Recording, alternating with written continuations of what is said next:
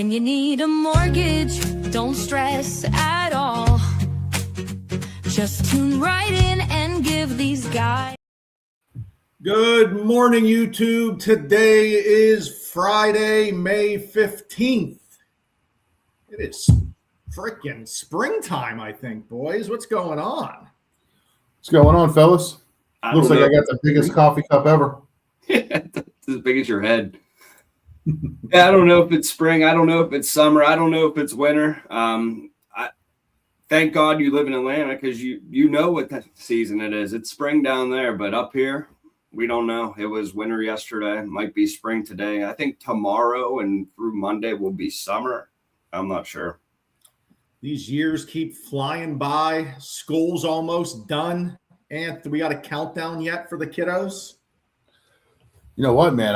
Our kids are done like at the end of the month, man. So they got like 2 weeks and they're done. So they're pumped up. I don't remember getting out of school until like June.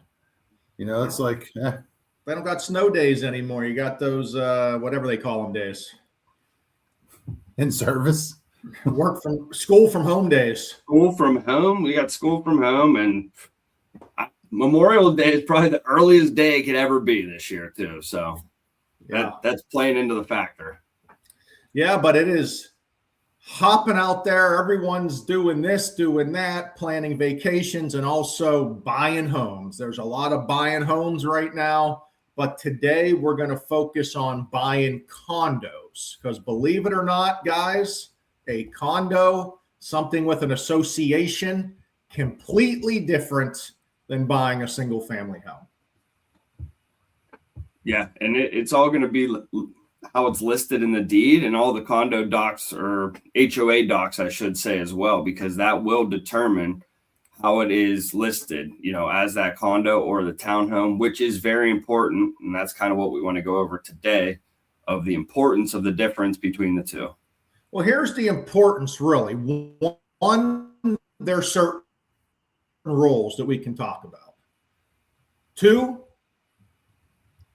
there's things agents need to understand. There's things the lender needs from the buyer or the seller. And sometimes the seller doesn't get us what we need. And it drives us crazy a little bit, Anthony. Yeah. I mean, it starts with knowing what you're selling.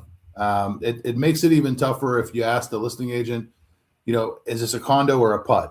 And nobody knows.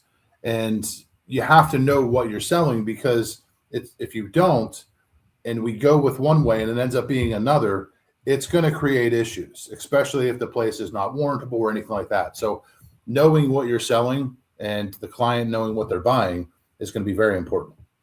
And there are aspects that Fannie Mae and Freddie Mac need out of an association. There's some associations of how they do things will not allow certain mortgage types. And you cannot tell this by looking at the complex. There's no eyeball test to say if financing is going to be difficult or not. The only test is to get the condo questionnaire filled out and let the lender review the condo questionnaire to make sure there's no issues. And because HOAs are always changing, guys, if you have a condo questionnaire from 6 months ago, it's not always any good because things could have changed in those last 6 months. And everyone, Anthony, wants to get up in arms about the condo questionnaire.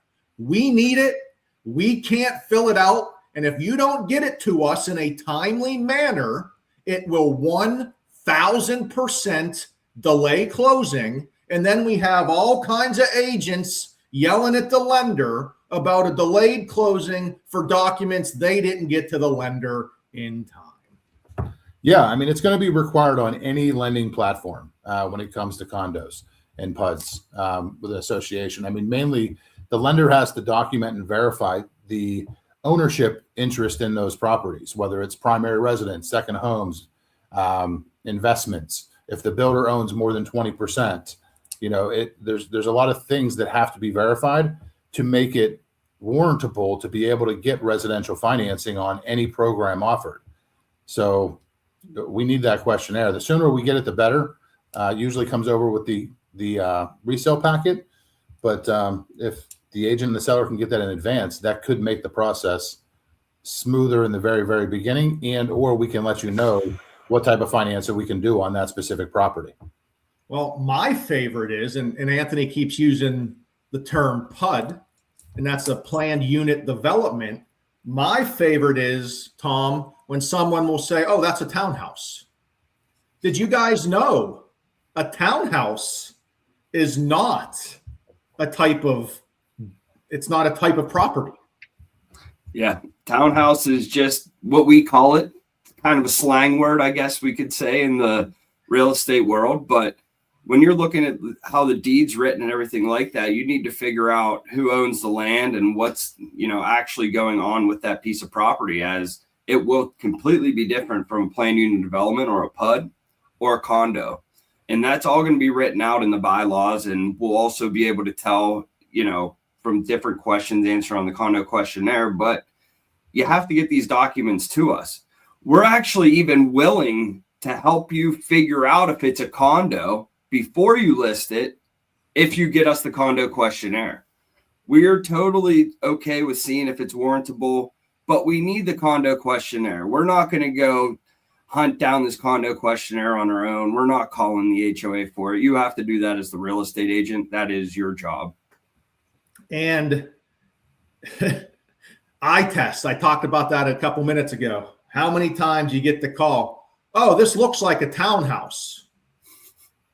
I mean, it happens every townhouse or condo, I guess, because a ton of them, most condos aren't an apartment style complex. Most condos come in like a patio home form, or maybe there's 4 of them. Where we grew up, there's a place called Pennsbury Village, and they look exactly like townhomes, but we all know they're condos.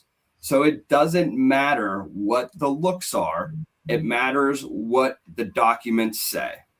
And guys, Anthony can attest to this.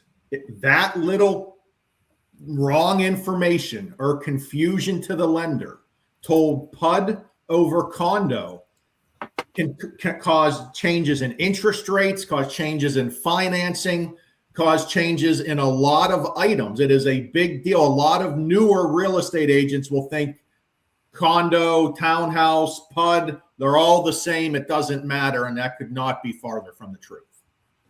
Yeah. I mean, a PUD doesn't have the same review process as a condo does. There's definitely a lot more in depth on condo reviews, especially, deferred maintenance, occupancy, et cetera. But yeah, they're not one and the same. And if it ends up being, in the middle of a transaction, we find out, hey, this is not a warrantable condo, which means it can't go regular residential financing. That could actually increase that buyer's down payment from 3 or 5% to 20, 25%. That interest rate could go from, mid 6s to high 7s, so it really depends on the type of property. And that's why it's important for us to know up front, because if you find out at the end, you're going to jeopardize the deal, and possibly that deal might not go through. Yeah, so it's so true. And this was one of the main reasons we want to talk about this, because for some reason, it is a big deal to figure out if your property is a condo or not. But for some reason, it just gets kind of pushed to the side. And guys, weirdly in Pittsburgh, there's more and more complexes and associations that are having trouble getting Fannie Mae and Freddie Mac approval because of deferred maintenance and other maintenance issues that are popping up with these HOAs. They're not following the guidelines that we need for the mortgage world, which is causing issues for financing. So like Anth said, we don't want a problem halfway through the transaction because we're just finding out the information. Yeah. And I think people need to not be have to have a little understanding, when it comes to lending, because everybody wants to get mad at the lender if we can't do a specific condo.